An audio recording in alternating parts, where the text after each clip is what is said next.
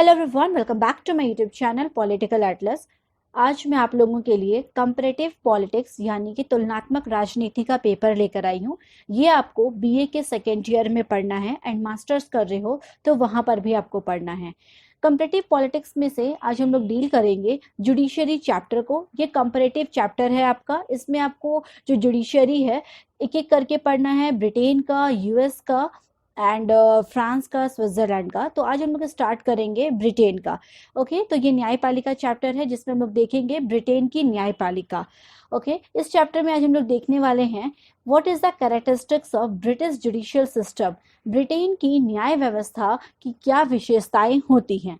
Okay, तो बिना देरी किए मैं अपने इस लेक्चर को स्टार्ट करती हूँ। आप मेरे इस वीडियो को एंड तक जरूर देखिएगा, आपको नोट्स भी यहाँ पर मिल जाएंगे। अगर आपको इस वीडियो की पीडीएफ चाहिए तो आप मुझे कमेंट डाउन कर देना, मैं इसकी पीडीएफ भी आपको प्रोवाइड कर दूंगी और यहाँ पे आपको हिंदी और इंग्लिश दोनों लैंग्वेज में ये आपको चैप्टर मिल जाएगा। ओके, तो बिना देरी किए मैं अपने इस वीडियो को स्टार्ट करती हूँ।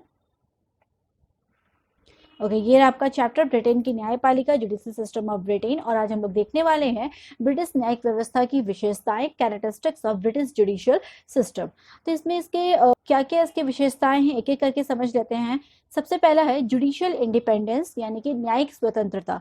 ब्रिटेन का जो जुडिशियरी सिस्टम है वो इंडिपेंडेंट है, पूरी तरह से स्वतंत्र है। और ब्रिटेन में क्या हुआ था, 1701 में एक एक्ट आया था जिसको बोला गया सेटलमेंट एक्ट।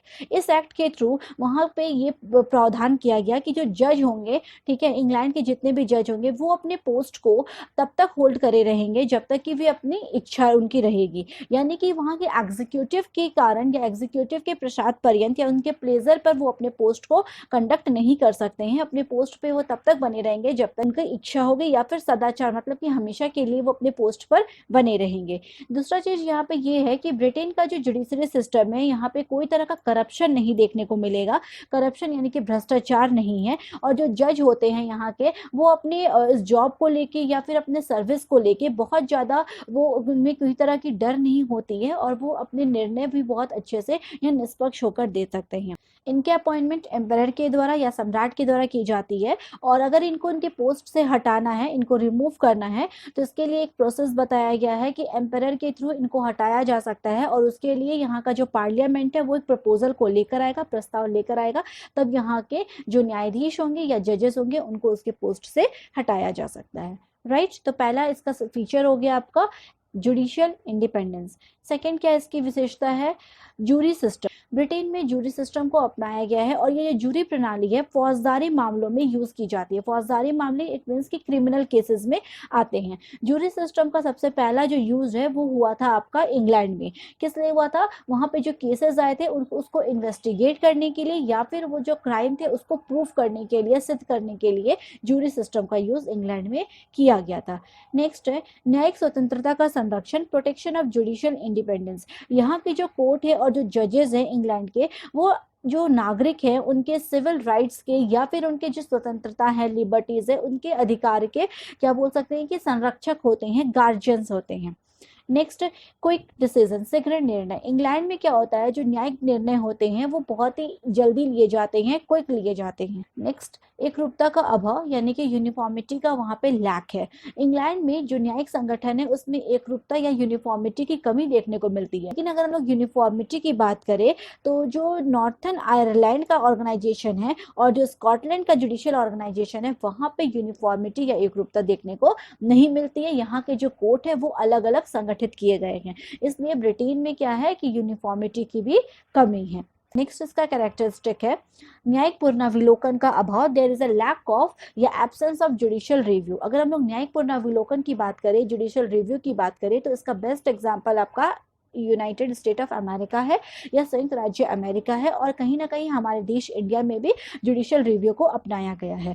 इंग्लैंड में क्या है कि जुडिशियल रिव्यू को नहीं अपनाया गया है, यहाँ पे जुडिशियल रिव्यू की कमी देखने को मिलती है क्योंकि इंग्लैंड में पार्लियामेंट जो है वो सुप्रीमेसी पे है। क्योंकि इंग्लैंड में जो पार्लियामेंट है वो पावर में है, वो सुप्रीमेसी में है। इंग्लैंड में उसकी बोल सकते हैं कि संसद की सर्वोच्चता देखने को मिलती है। और संसद अगर कोई भी कानून बनाएगा तो वहां के जुडिशरी को या फिर न्यायपालिका न्यायपालिका को ये पावर नहीं है कि उसके संसद के द्वारा बनाए गए किसी भी कानून को वो इलीगल डिक्लेयर कर दे। ओके, तो यहाँ पे क्या है कि ब्रिटेन में न्यायिक पुनर्विलोकन की शक्ति यहाँ के न्यायाधीशों को या फिर यहाँ के न्यायालय को नहीं दी गई है और ये पावर यहाँ पे नहीं देखने को मिलता है। नेक्स्ट है एब्सेंस ऑफ एडमिनिस्ट्रेटिव कोर्ट, यानी कि प्रशासकीय न्यायालयों का अभाव। इंग्लैंड में जो एडमिनिस्ट्रेटिव कोर्ट है वो नहीं देखने को मिलेंगे। अगर यहाँ के नागरिकों का कोई अगर मामला है या फिर जो यहाँ के एडमिनिस्ट्रेटिव जो अधिकारी होते हैं उनका अगर कोई मामला है तो वो एक ही कोर्ट में सॉल्व किए जाएंगे, ठीक है, और सारे मामले कॉमन लॉ के थ्रू ही सॉल्व किए जाएंगे।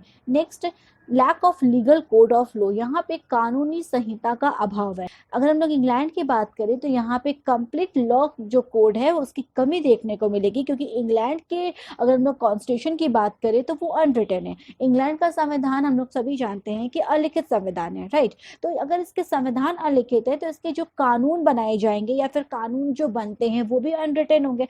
तो जो अगर कानून अनरिटन है तो वो किसके ऊपर बेस्ड होंगे, वो कॉमन लॉ के ऊपर बेस्ड होंगे। इसलिए वहां पे कोई भी तरह का कोड ऑफ कंडक्ट या फिर कानून संहिता नहीं देखने को मिलती है, राइट। नेक्स्ट पॉइंट है निःशुल्क कानूनी सहायता, फ्री जुडिशियल हेल्प। इंग्लैंड में एक एक्ट के थ्रू ये प्रावधान किया गया या अरेंजमेंट किया गया कि जो भी पीपल या जो भी पर्सन गरीब होंगे उसको यहाँ पे फ्री हेल्प दिया जाएगा ताकि वे अपने केसेस के लिए लड़ सके और उसके लिए उन्हें कोई भी तरह का यहाँ पे बोल सकते हैं कि पैसा देने की जरूरत नहीं होती है। और इंग्लैंड में हम लोग देखें या वेल्स में देखें तो उसके जो हाई कोर्ट है या फिर अपीलिएट वो जो कोर्ट है या फिर सेशन कोर्ट है स्कॉटलैंड का, वहाँ पे पूरी तरह से सरकार की तरफ से उनको निःशुल्क सहायता या फिर बोल सकते हैं कि फ्री ऑफ कॉस्ट में उनको यहाँ पे हेल्प दिया जाता है, ठीक है। वो अपने जो केस है उसके लिए लड़ सकते हैं, कोई भी तरह का उनको चार्जेस नहीं देना पड़ता है। तो ये अरेंजमेंट ब्रिटेन में की गई है। नेक्स्ट है सर्किट न्यायालय की व्यवस्था, सर्किट कोर्ट सिस्टम। तो इंग्लैंड में क्या है, सर्किट कोर्ट है। सर्किट कोर्ट क्या होते हैं, एक मोबाइल ऐप की तरह हम लोग कह सकते हैं कि वो जगह जगह घूमते हैं, उस तरह के कोर्ट होते हैं। और ये बड़े जो कोर्ट है उसका ही एक ब्रांच के रूप में काम करते हैं। इसमें जो जजेस होते हैं या जो न्यायाधीश होते हैं वो जगह जगह जाकर मुकदमों का निपटारा करते हैं और उसका सॉल्यूशन निकालते हैं, उसको सेटल डाउन कर देते हैं। Okay, next one is rule of law, विधि का शासन। ये सबसे इंपॉर्टेंट है क्योंकि ब्रिटेन में रूल ऑफ लॉ को अपनाया गया है, अडॉप्ट कर दिया गया है। इसका ये मतलब है कि कोई भी व्यक्ति का शासन नहीं होगा, कोई भी पर्सन का शासन नहीं होगा, बल्कि वहां पे कानून का शासन होगा, विधि का शासन होगा। And no one is above the law, और कोई भी व्यक्ति इस लॉ के ऊपर नहीं है। और अगर हम लोग बात करें जितने भी पर्सन्स हैं वो सभी इक्वल होंगे, कानून के सामने सभी इक्वल होंगे, सभी समान होंगे। और यहाँ पे सभी लोगों को कोई भी तरह के अगर अपराध करते हैं तो उसके लिए समान दंड देने की व्यवस्था की गई है। यानी विधि के सामने सभी व्यक्ति समान है, कोई व्यक्ति अलग नहीं है, कोई व्यक्ति ऊपर नहीं है, कोई व्यक्ति नीचे नहीं है। और व्यक्तियों का शासन नहीं होकर यहाँ पे किसका शासन होगा, रूल ऑफ लॉ का शासन होगा। ओके, तो इस तरह से हम लोग यहाँ पे देख सकते हैं कि ये ब्रिटेन की जो जुडिशरी सिस्टम है इसका एक इम्पॉर्टेंट फीचर या कैरेक्टरिस्टिक्स माना जाता है। नेक्स्ट है टू काइंड्स ऑफ लॉयर्स, यानी वकीलों के दो प्रकार। इंग्लैंड में जो वकील होते हैं, लॉयर्स होते हैं, वो दो तरह के होते हैं। First one is solicitor and second one is barrister. पहले वाले जो लॉयर होंगे वो सॉलिसिटर होंगे और दूसरे प्रकार के जो लॉयर होते हैं वो बैरिस्टर होते हैं। तो किसे सॉलिसिटर कहा जाता है, किसे बैरिस्टर कहा जाता है, वो देखिए। ऐसे लॉयर्स जो बोल सकते हैं कि जो परामर्श देने का काम करते हैं, कंसल्टेंसी का काम करते हैं, उसे कहा जाता है सॉलिसिटर। एंड बैरिस्टर क्या होता है, जो सॉलिसिटर्स जो लॉयर्स होते हैं उनके द्वारा कोई मामला कोर्ट में प्रस्तुत किया जाता है या फिर उस पर कोई तरह का यहाँ पे बोल सकते हैं आर्गूमेंट किया जाता है, तो उन कोर्ट में जो मामलों को लाया गया है और उस पर आर्गुमेंट करने का काम है, ये कौन करता है, ये आपका बैरिस्टर करता है। तो दो तरह के लॉयर हैं, सॉलिसिटर एंड बैरिस्टर। सॉलिसिटर क्या करते हैं, दे प्रोवाइड कंसल्टेंसी का काम करते हैं। और बैरिस्टर क्या करते हैं, जो मामले सामने आए हैं उस पर आर्गुमेंट करने का काम करते हैं। ओके, नेक्स्ट है न्यायिक कार्यवाहियों को गुप्त नहीं, judicial proceeding are not kept secret. Britain में जो जुडिशियल प्रोसीडिंग होंगे, जो वहाँ पे जुडिशियल डिसीजंस लिए जाते हैं, उसको सीक्रेट नहीं रखा जाता है, गुप्त नहीं रखा जाता है। यहाँ पे जितने भी डिसीजंस होते हैं सबके सामने लिए जाते हैं, ओपनली लिए जाते हैं और इसलिए इसके जो निर्णय होते हैं वो काफी निष्पक्ष होते हैं, फेयर होते हैं। नेक्स्ट है प्रोटेक्शन ऑफ फ्रीडम, यानी कि स्वतंत्रता का संरक्षण। ब्रिटेन का जो कोर्ट है या फिर यहाँ के जो जजेस होते हैं वो नागरिकों के अधिकारों या उनके जो सिविल राइट्स है या सिविल जो लिबर्टीज है उनकी रक्षा करने का काम करते हैं। ओके तो इस तरह से यहाँ पे टोटल 14 पॉइंट्स हैं जो ब्रिटेन के जुडिशरी सिस्टम के कैरेक्टरिस्टिक्स को क्लियर करते हैं। ओके आई होप मेरा ये जो चैप्टर है आपको समझ में आया होगा। आपको अगर कोई भी डाउट होगा यू कैन कमेंट डाउन और आप मुझसे पूछ सकते हो। ओके तो आज का हमारा जो टॉपिक था यहाँ पे खत्म हो जाता है और अपने वीडियो के एंड पर चलते हैं। अगर आपको इसका पीडीएफ चाहिए तो आप प्लीज मुझे कमेंट डाउन कर देना, मैं वो भी आपको प्रोवाइड कर दूंगी। ओके राइट अगर आपको आज का मेरा वीडियो अच्छा लगा हो तो प्लीज़ आप मेरे इस वीडियो को लाइक कर सकते हो, अपने फ्रेंड्स के साथ आपसे शेयर ज़रूर कर सकते हो। और अभी तक मेरे चैनल को सब्सक्राइब नहीं करे हो या फिर आप मेरे चैनल पर न्यू हो तो प्लीज़ आप मेरे चैनल को सब्सक्राइब कर लो। मैं इस तरह के चैप्टर्स को लेकर आऊँगी और आपकी जो भी कॉन्सेप्ट है उसको और ज़्यादा क्लियर करने की कोशिश करूँगी। सो आज के लिए इतना ही। Thank you very much.